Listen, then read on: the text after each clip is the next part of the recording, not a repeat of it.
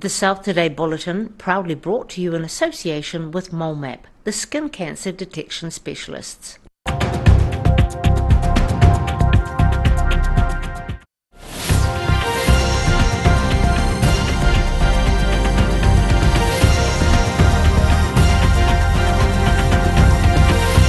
Tonight on the South Today, a stranded sperm whale has died on a Christchurch beach despite the efforts of environmental volunteers.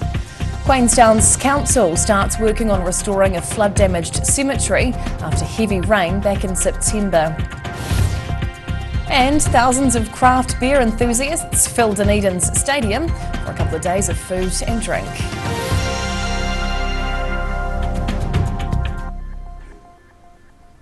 Kia ora, good evening, I'm Hannah Wilkins. A large sperm whale which got stranded on a Christchurch beach over the weekend has died despite the efforts of volunteers.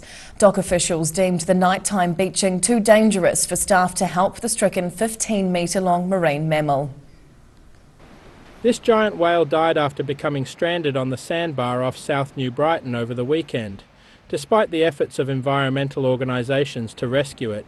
The female sperm whale was first spotted struggling in shallow waters on Saturday night, before washing up on the beach early on Sunday morning and attracting a number of onlookers. Department of Conservation Operations Manager Andy Thompson says the beaching was a rare event for this area. This is very, very unusual. It has passed away, unfortunately, but this is very rare to have a sperm whale on Brighton Beach.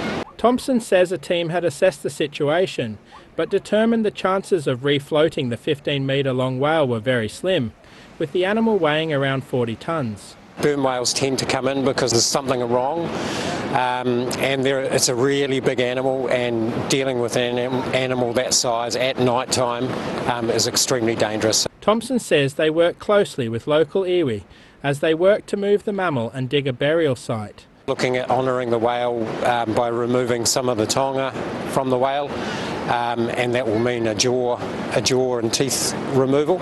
And we want to do that for cultural reasons, but we also want to make sure that they don't get taken inappropriately. Members of Project Jonah were also on hand to help manage the stranding. The volunteer environmental organisation says this was the 5th sperm whale to die in New Zealand in the last month, after 3 strandings in Northland and 1 in Mahia. Local iwi performed a karakia for the whale before it was buried on the beach on Sunday evening. In Christchurch, the South Today. Many Dunedin tourism businesses are eagerly welcoming the new cruise ship season and what's expected to be a record year for visitor numbers. Dunedin welcomed the first cruise ship of the season into Port Chalmers on Monday afternoon. The flood of new faces is already bringing some vibrancy into the town, with many tourism and hospitality businesses starting to see reservations rolling in. Port Otago says the cruise ship visits could bring more than 200,000 passengers this season, with the potential to inject up to $100 million into the Dunedin economy. The season will continue through until early April next year. It's the start of a big undertaking for the Queenstown Lakes District Council as work begins to clean up the local cemetery. The site was damaged during the torrential rain and flooding in September as forestry slash was brought down onto the graves. It's the start of a new beginning for the Queenstown Cemetery.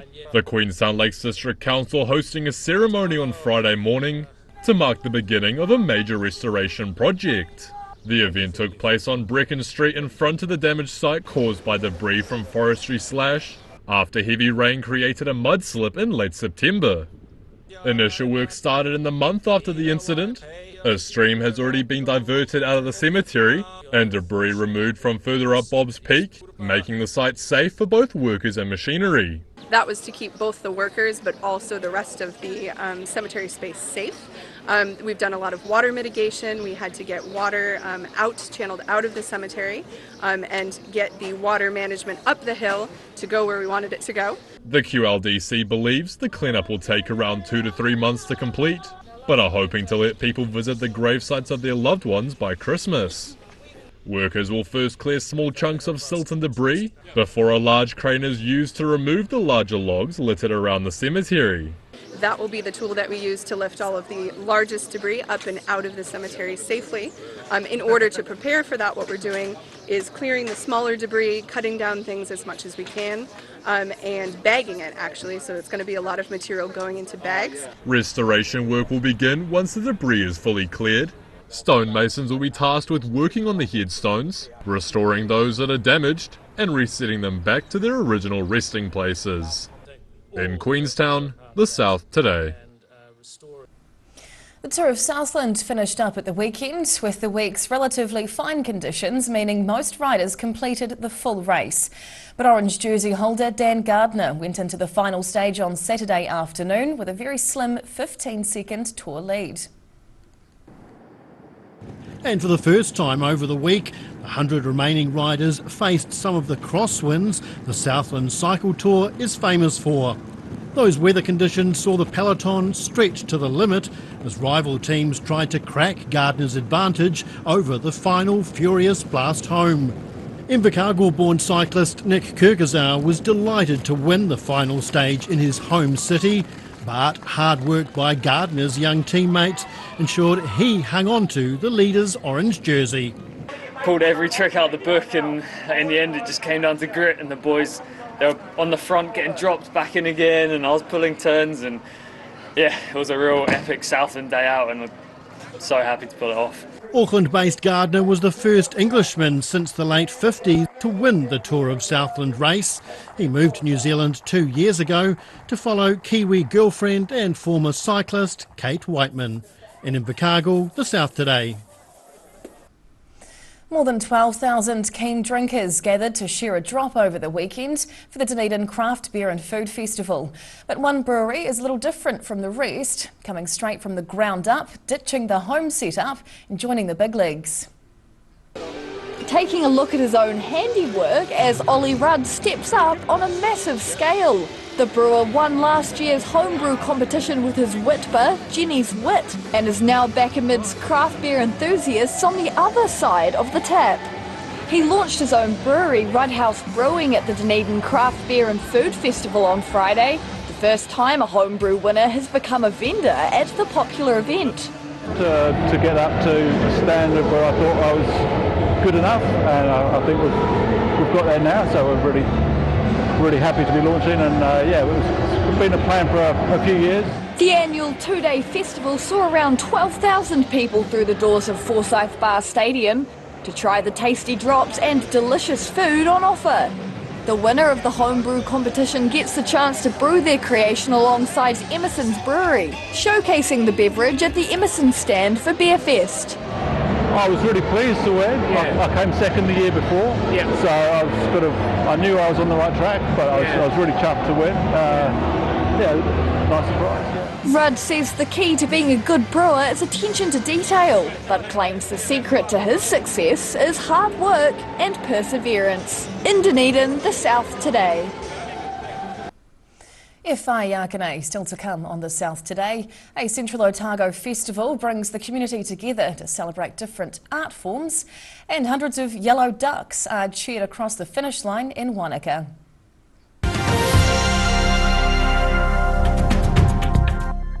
Great Britain has a collection of varied landscapes and countryside to rival anywhere else in the world. And the best way to see it is to walk.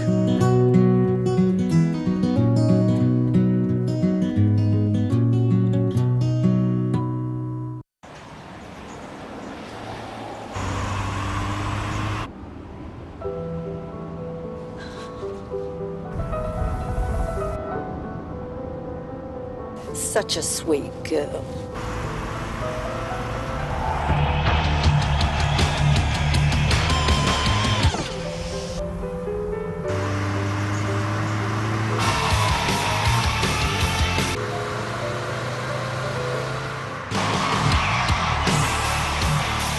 What are you dreaming about? Just music.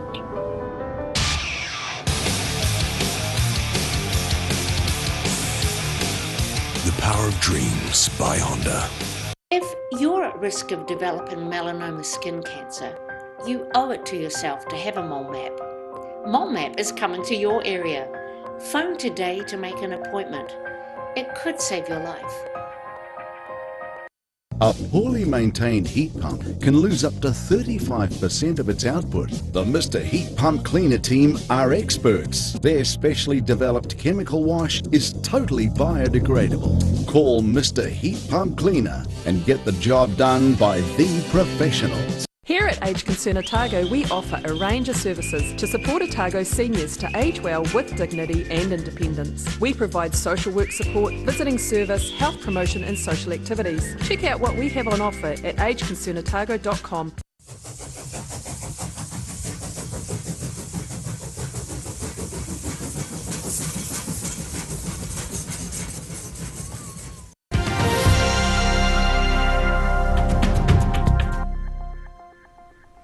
Tēnā koe, welcome back. Schools from across central Otago have been putting in the mahi with a student-run festival highlighting their talents across different art forms. Hundreds of children and family members made their way to Alexandra, with Kahui Ako bringing the community together.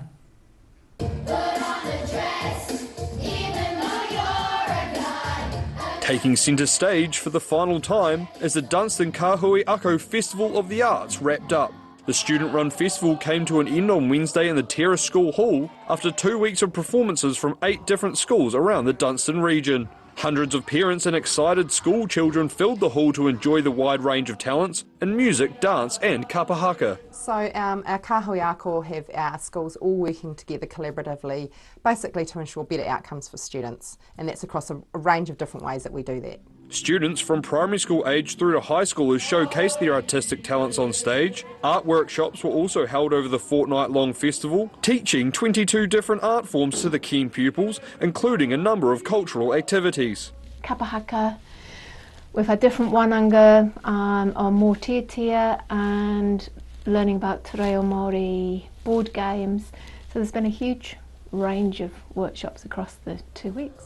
Organisers say the Dunstan Kahui Ako was formed to bring educators together to share ideas with the goal of building a better and stronger community among the region's teachers. In Alexandra, the South Today. More than 1,000 rubber ducks set off on a dangerous trek over the weekend, swimming through strong whirlpools and tackling treacherous obstacles. The annual Wanaka Rotary Club Duck Race saw hundreds of residents cheering the toys over the finish line for a fundraising family day out. From the bathtub to Wanaka's Bullock Creek, these rubber ducks are on a path to victory. But their journey was no lazy river, as more than 1,500 of the small yellow toys dodged obstacles, powered through whirlpools and took on tunnels. The 13th annual Wanaka Rotary Club Duck Race is a popular local event, with hundreds of people cheering the numbered rubber ducks through the water. But, unlike Queenstown's recent race, there was no extra dress-ups required for the ducks, with the emphasis here on aerodynamics. Oh, we've had a wonderful day, a great crowd. I wish I could have counted them, but several hundred. An exciting day for the children of Wanaka, chasing the small ducks down the creek. Organisers were over the moon about this year's turnout, with the fun family day out attracting a sellout crowd. Absolutely awesome. Best year to date. We sold every ticket. That included 52 corporate ducks, double last year's number, with the Rotary Club raising around $10,000, which will get reinvested in community projects. In Wanaka, the South Today. And now recapping tonight's top stories on the South Today. A stranded sperm whale that washed up in New Brighton Beach has been buried close to its final resting place. The Queenstown Lakes District Council has begun work to clean up the local cemetery after September's flooding. And thousands filled Forsyth Barr Stadium for this year's Craft Beer and Food Festival, including former home brewer Rudd House Brewing. And now a look at what's happening in tomorrow's ODT, and we welcome Associate Editor Mike Houlihan. Hello Mike. Good evening, Hannah. What can we expect in our Tuesday paper? Well, we've got details that have just been released by the court, who have just lifted a suppression order into the death of the Dunedin woman some months ago. A sad story, but one that needs to be told. Okay. We also have an even sadder story about a local man who now has inoperable cancer after a scan wasn't carried out in a timely manner by Southern health authorities.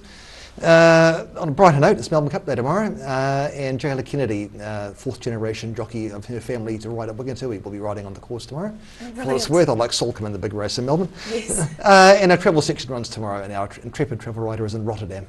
Lovely. All right, we look forward to reading. Thank you for sharing, Mike. Thank you. Time now for a look at the weather.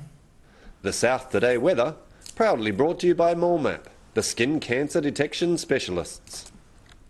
Looking at the situation, it's mostly cloudy and rather cool for the next few days as some light southerly airflow covers the region. Heading to the top of the South Island, light winds and showers up north tomorrow with highs of 15 in Nelson, 16 and dry over in Greymouth and just 13 for Christchurch with some thick cloud. Travelling to South Canterbury and North Otago. It'll be cloudy with light winds tomorrow and there's 13-degree highs across the board for Ashburton, Timaru and Oamaru. Heading westwards to the Central Lakes, some patchy cloud about tomorrow with light winds and 15-degree highs in Queenstown, Wanaka and Alexandra. Heading further south, it's looking like a nice fine day through here with some very light winds, southerlies, and it gets cloudier the further coastal we go here. By numbers, expect 15 in Gore and Balclutha and 13 in the Catlins. Across to Invercargill, foggy tonight as it drops down to 6 degrees. Tuesday looks good with some scattered cloud and light southerlies with a high of 14, and Wednesday brings some showers with a high of 13 degrees. And finally heading to Dunedin, cloudy tonight as it drops to 7. Then Tuesday's looking fine with early morning and late evening cloud with northeasterlies and a high of 13. Then Wednesday will be overcast with a few light showers and cool winds with 12 as the high. And that's the news this Monday. For the latest news and videos from the southern region, head online to odt.co.nz. You can follow Channel 39 on YouTube to catch our news bulletins on demand, or follow us on Facebook. Search for the South Today NZ to see our favourite stories from around the regions. We'll see you again tomorrow. Ka kite o pōpō.